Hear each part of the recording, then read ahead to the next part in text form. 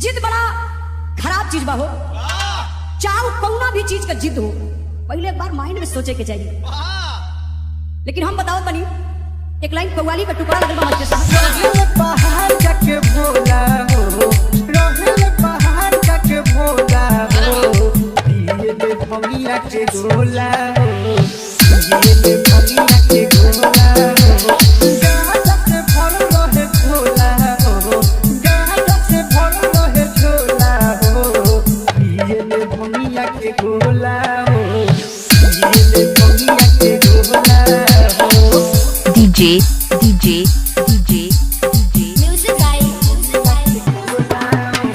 सिद्धेश बाबू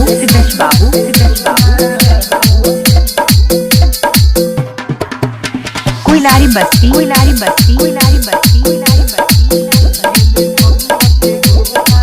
हवेला सहावन लागे मन भावन, रहेले बाबा मगहन हो, पियले जहाजा बनिया तहाजा, इहे बाबा बाटे धन हो, इहे बाबा बाटे धन हो।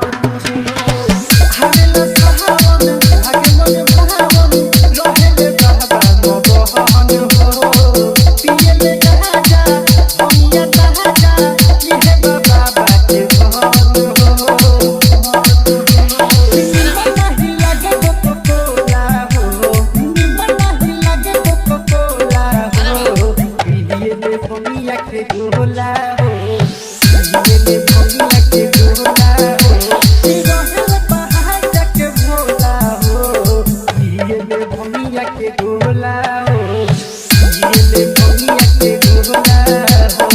DJ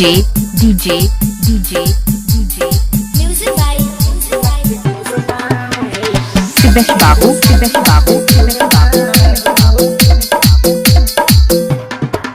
कोइलारी बस्ती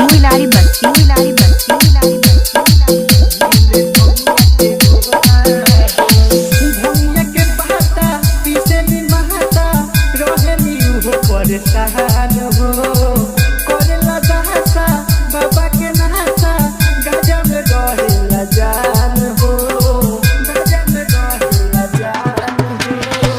भंगिया के बहाता पीछे भी महाता, रहेली उहो परेशान हो, करेला दहासा बाबा के नहासा, गाजा में रहेला जान हो।